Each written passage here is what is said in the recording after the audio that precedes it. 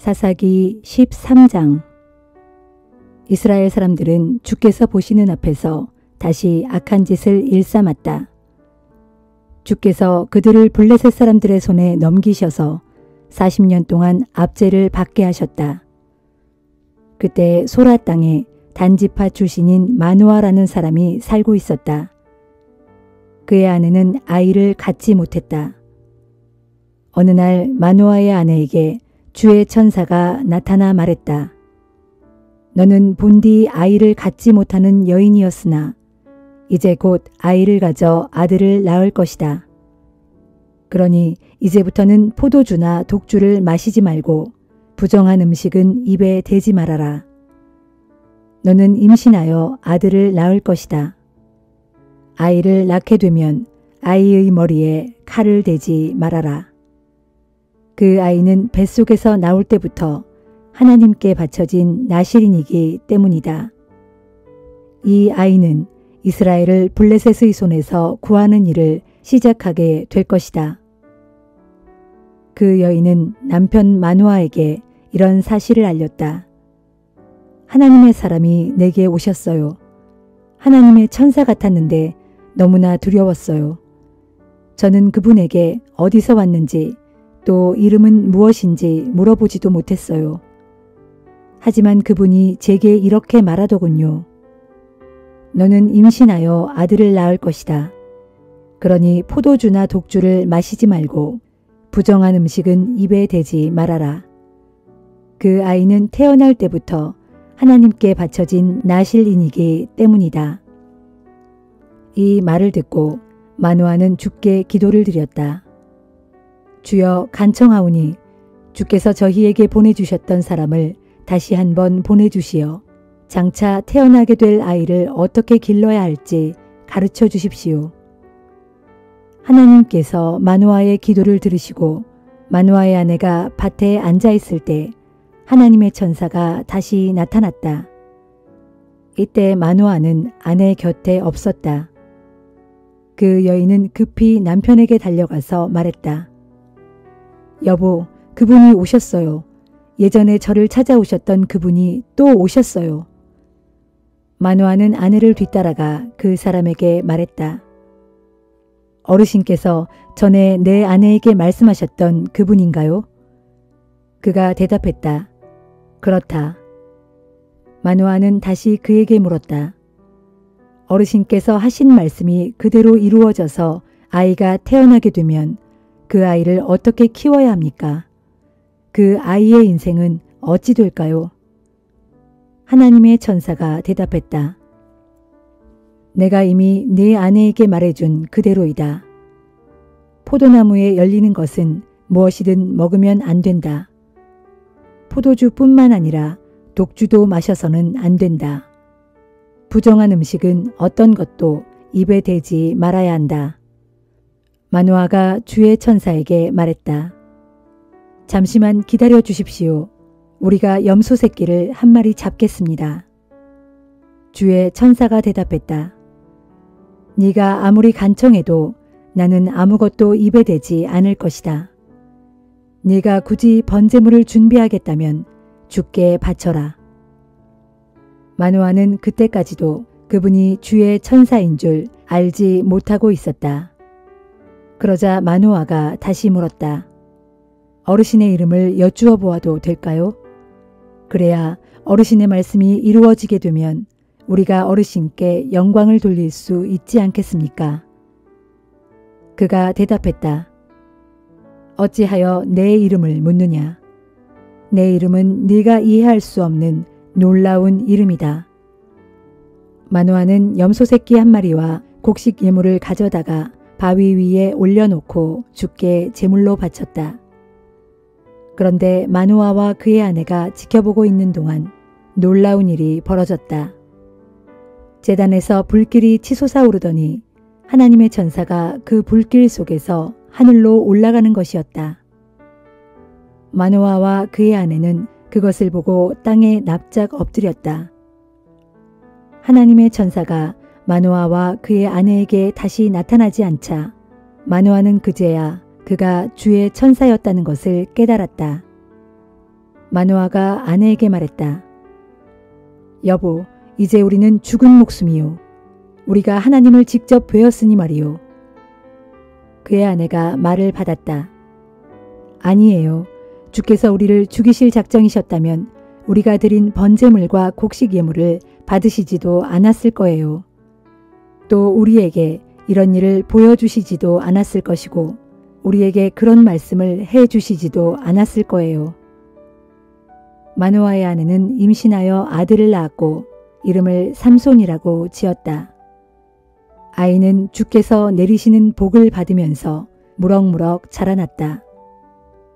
삼손이 소라와 에스다올 사이에 있는 마하네단에 있을 때 하나님의 영이 그에게 내리기 시작했다.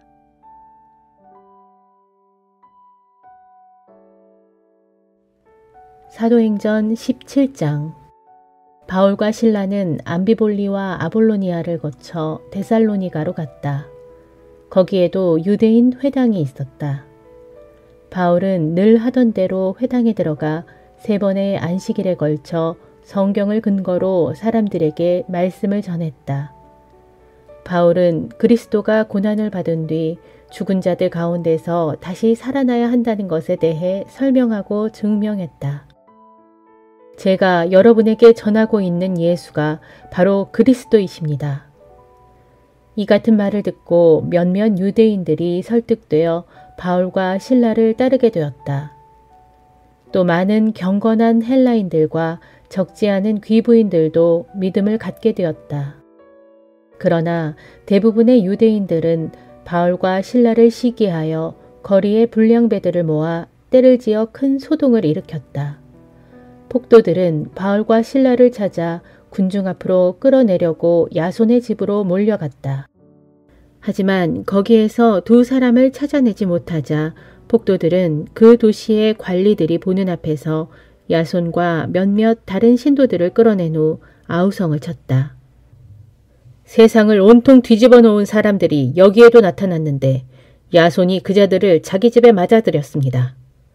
그자들은 로마 황제의 법령을 무시하고 예수라 불리는 다른 왕이 있다고 말하고 다닙니다.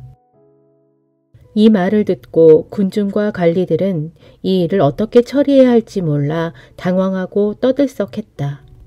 그러나 관리들은 보석금을 받고 야손과 그 밖의 다른 사람들을 풀어주었다. 밤이 되자 데살로니가의 신도들은 서둘러 바울과 실라를 베레아로 보냈다. 베레아에 닿자 2 사람은 역시 유대인 회당으로 갔다. 베레아 사람들은 데살로니가 사람들보다 마음 씀씀이가 훨씬 고상했다. 그들은 기쁜 마음으로 말씀을 받아들이고 바울이 말한 것이 맞는지를 알아보려고 날마다 성경을 연구했다. 그래서 많은 유대인들이 복음을 받아들여 믿게 되었고 헬라 귀부인들과 남자들 가운데에서도 많은 수가 믿어 신자가 되었다. 그런데 데살로니가 지역의 유대인들은 바울이 베레아에서 하나님의 말씀을 가르치고 있다는 말을 듣고는 거기까지 때로 우르르 몰려와서 소란을 피웠다. 그래서 신도들은 즉시 바울을 해변으로 피신시켰다.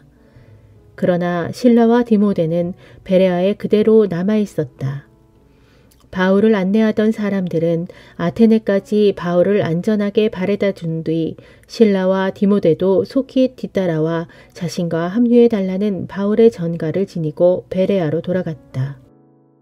아테네에서 실라와 디모데를 기다리는 동안 바울이 그 도시를 구경하다가 온 사방에 우상이 즐비한 것을 보고는 크게 실망했다. 그래서 바울은 회당에 가서 유대인들 및 경건한 헬라인들과 토론을 벌였고 날마다 광장에 나가서 거기에 만나는 사람들과도 토론을 했다. 바울은 또 몇몇 에피크로스파의 철학자들과 스토아파의 철학자들과도 토론을 했다. 그러나 바울이 예수와 그의 부활에 대해 말하면 이 수다쟁이가 도대체 무슨 말을 하려는 거지? 하거나 다른 나라의 신을 선전하고 있는 것 같군 하는 반응을 보였다. 그들은 바울을 아레오바고 광장으로 데리고 가서 말했다. 당신이 말하고자 하는 그 새로운 가르침에 대해 우리에게 말해보시오. 그런 가르침은 우리 귀에 무척 낯선 것들인데 대체 그것이 무슨 뜻인지 알고 싶소. 아테네의 사람들이나 그곳에 사는 외국인들은 모두가 늘 새로운 것을 찾아서 그것을 듣고 토론하는 것으로 세월을 보내고 있었다. 바울은 아레오바고 광장에 서서 사람들에게 연설했다. 아테네 시민 여러분, 내가 보기에 여러분은 여러모로 매우 종교심이 강한 사람들입니다. 나는 아테네 시내를 돌아다니면서 여러분들이 예배의 대상으로 삼고 있는 것들을 주의 깊게 살펴보았는데 그 중에는 알지 못하는 신에게라고 새겨진 제단도 보았습니다. 이제 저는 여러분이 알지 못하는 것으로 규정해 놓고 예배하는 그 신에 대해서 여러분께 말씀드리고자 합니다. 그분은 이 세상과 그 안에 있는 만물을 창조하신 분입니다. 그분은 하늘과 땅의 주인이시기 때문에 사람의 손으로 지은 신전에는 살지 않으십니다. 또한 그분에게는 아무것도 부족한 것이 없기 때문에 사람의 손이 도와야 할 것이 없습니다. 오히려 그분 자신이 모든 인간에게 생명과 호흡을 주시고 또 그 밖에 필요한 모든 것들을 허락해 주십니다.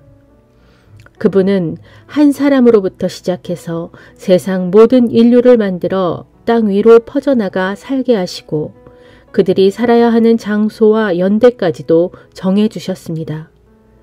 그분께서 이 모든 일을 행하신 목적은 사람들로 하여금 하나님을 더듬어 찾기만 하면 그분을 만날 수 있도록 하기 위한 것이었습니다. 사실 하나님께서는 우리들 누구와도 멀리 떨어져 계시지 않습니다. 우리 모두는 하나님 안에서 숨쉬고 움직이면서 존재하고 있습니다. 이것은 여러분의 시인들 중 어떤 사람들이 우리는 하나님의 자녀들이다 라고 말한 대로입니다. 이와 같이 우리는 하나님의 자녀들이기 때문에 신적인 존재를 금이나 은이나 돌 같은 것으로 사람이 깎아서 만든 어떤 형상이라고 생각해서는 안 됩니다. 지난날에는 하나님께서 이런 인간의 무지를 그냥 내버려 두셨지만 지금은 누구든지 다 회개하고 하나님께 돌이킬 것을 명령하십니다. 하나님께서는 자신이 세운 한 사람을 통해서 세상을 정의로 심판하실 날을 정해두셨기 때문입니다. 하나님께서는 그분을 죽은 자들 가운데서 다시 살리심으로써 모든 사람들에게 그날에 대한 분명한 증거를 보여주셨습니다. 바울의 말이 죽은 자의 부활에까지 이르자 몇몇 사람들이 말도 안 된다며 비웃기 시작했다. 그러나 그들 가운데 덜어는 그 문제에 관해서는 나중에 더 듣고 싶소 하고 말하는 이들도 있었다. 이렇게 복음을 전한 후 바울은 아레오바고 광장을 떠났다. 복음을 들은 사람들 가운데 몇몇은 바울을 따르면서 믿게 되었다. 그런 사람들 중에 아테네 시의원인 디오누시오라는 사람도 있었다. 또 다마리라는 부인과 그 밖에 몇 사람이 더 있었다.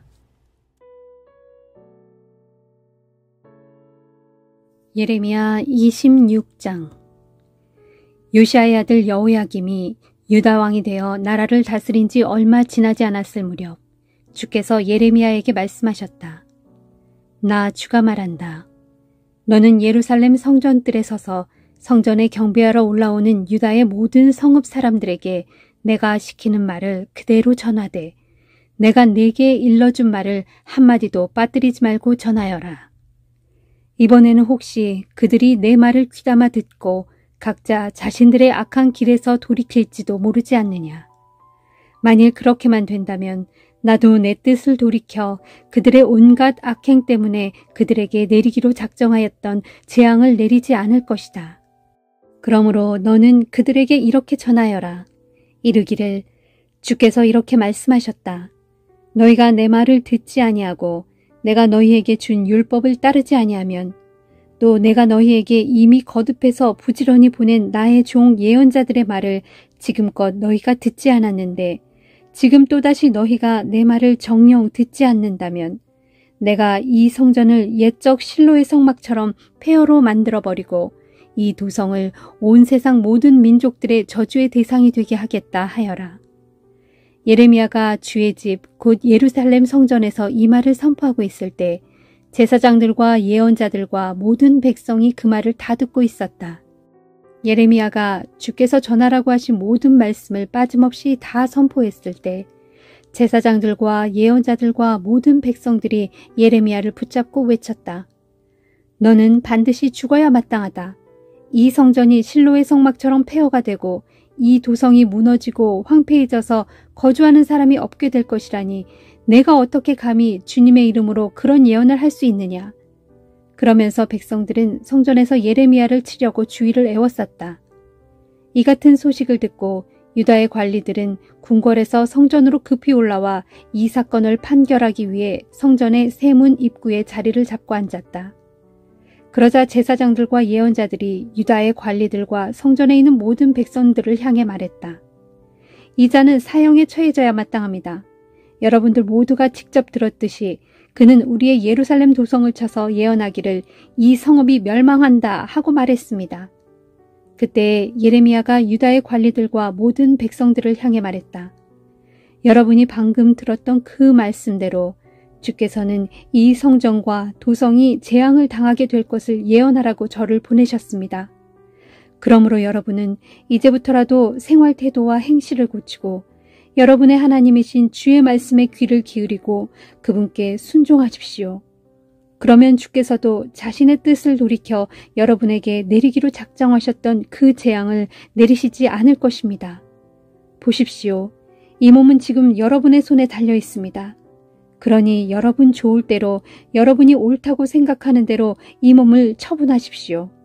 그러나 확신하건대 여러분이 만일 나를 죽인다면 여러분은 물론이고 이 도성과 거기에 사는 모든 주민들이 죄 없는 자의 피를 흘린 죄값을 받게 될 것입니다. 왜냐하면 여러분이 들었던 이 모든 말씀을 전하라고 나를 보내신 분은 바로 여러분의 하나님이시기 때문입니다. 그러자 유다의 관리들과 모든 백성들이 제사장들과 예언자들에게 말했다. 이 사람은 사형 선고를 받을 만한 죄를 짓지 않았소. 그는 우리 주 하나님의 이름으로 우리에게 말씀을 전한 것이오. 그때 그 지방의 장로들 몇 사람이 앞으로 나서서 거기에 모인 사람들을 향해 말했다. 유다 왕 히스기야 시대에 모레셋 출신의 예언자 미가가 유다 백성들에게 예언하기를 전능하신 만군의 주께서 이렇게 말씀하셨다. 시온은 쟁기질한 밭처럼 갈아엎어질 것이고 예루살렘은 허물어져 폐허더미가 될 것이며 성전이 우뚝 서 있던 이 산은 쑥대밭이 될 것이다 하였지만 미가가 그런 예언을 했다고 해서 히스기야 왕과 유다 백성이 그를 죽였습니까? 도리어 히스기야 왕은 주를 두려워하여 주께 간구하지 않았습니까? 그리하여 주께서도 자신의 뜻을 돌이키시고 그 백성들에게 예고하였던 재앙을 취소하시지 않았습니까? 그런데 만일 우리가 예레미야를 죽인다면 우리는 지금 우리 스스로 무서운 재앙을 불러들이는 것입니다. 한편 당시에 주의 이름으로 예언하는 사람이 또 있었는데 그는 스마야의 아들 우리야로 기랏 여아림 출신이었다. 그도 역시 예레미야가 예언한 것처럼 예루살렘 도성과 유다 온 땅에 재앙이 닥칠 것을 예언하였다. 그때 유다 왕 여호야김은 자기의 모든 용사들 및 관리들과 함께 우리야의 그런 예언을 듣고는 그를 죽이려고 하였다. 우리야는 이 소식을 듣고 두려워서 이집트로 도망갔다. 그러자 유다 왕 여호야김은 악볼의 아들 엘라단을 몇 사람의 수행원과 함께 이집트로 보냈다. 그들은 이집트로 내려가서 우리야를 끌어내어 여호야김 왕 앞으로 데려왔고 왕은 그를 칼로 쳐 죽인 후 그의 시체를 평민들을 위한 공동묘실에 던져버린 일이 있었다. 그러나 이때 예레미야는 죽음을 면할 수 있었는데 그것은 사반의 아들 아히감이 예레미야를 적극적으로 보호하여 그를 죽이려는 사람들에게 예레미야를 넘겨주지 않았기 때문이다.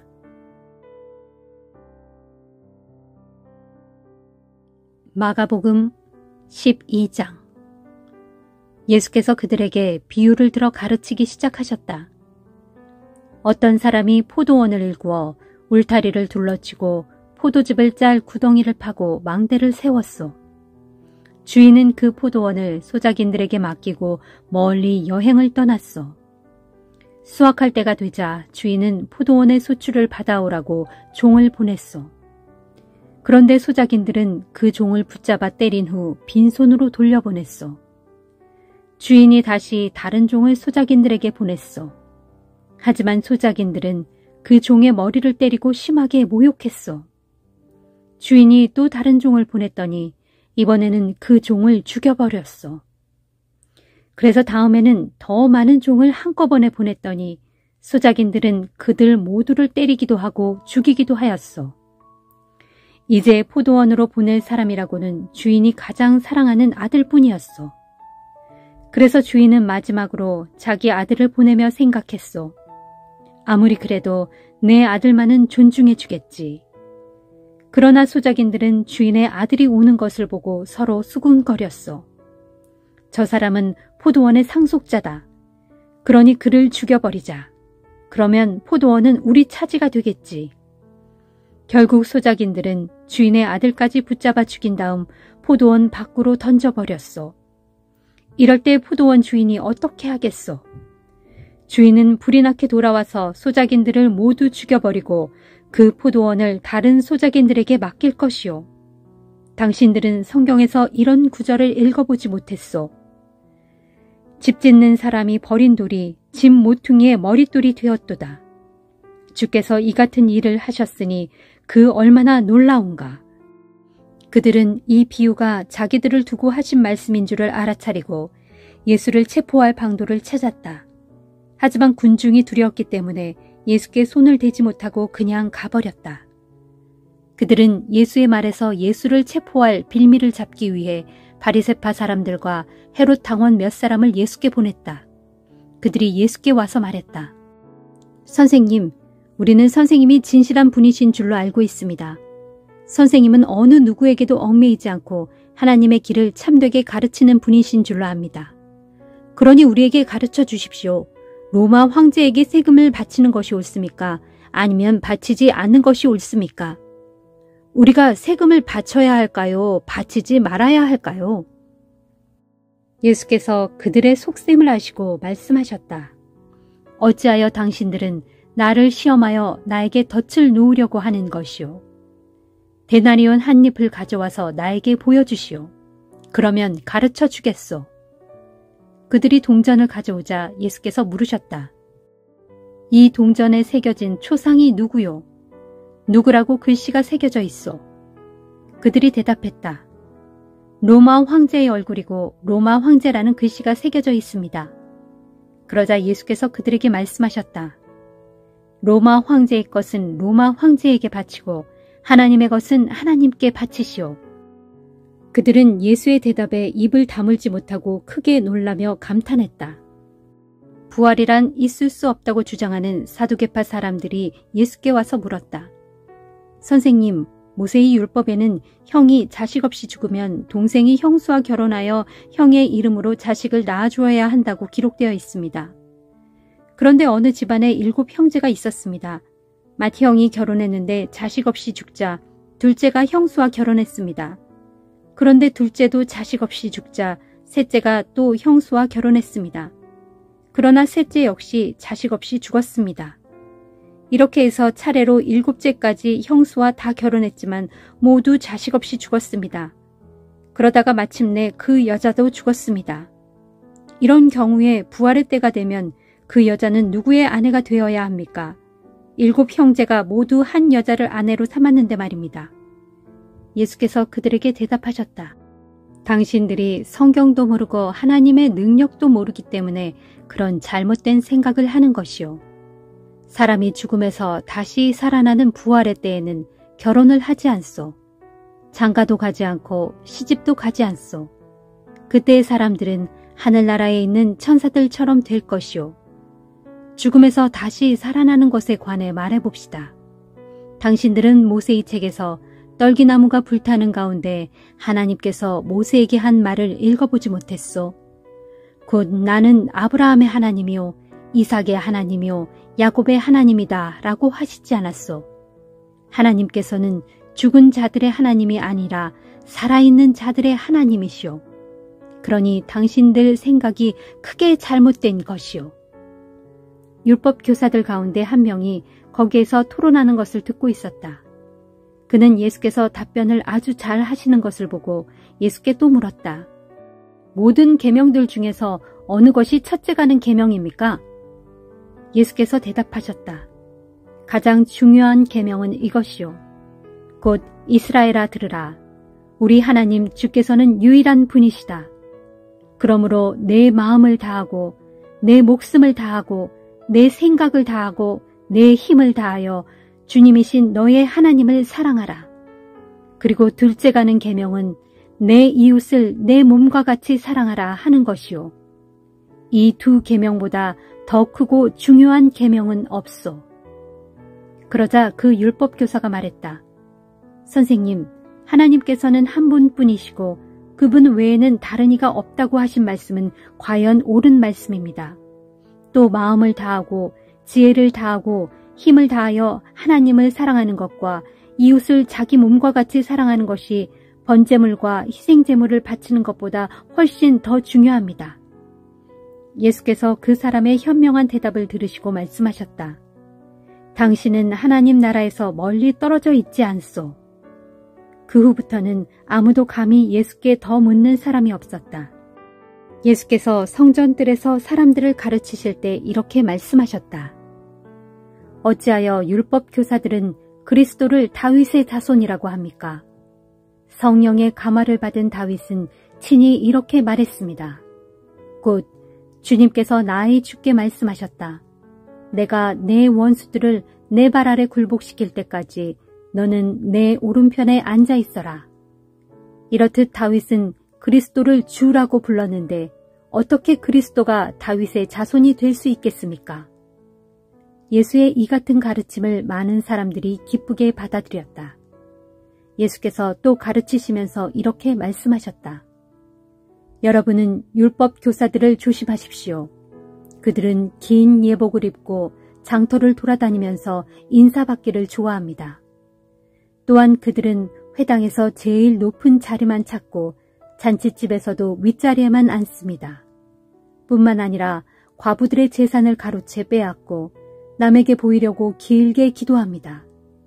그러므로 이런 사람들은 장차 더 엄중한 벌을 받을 것입니다.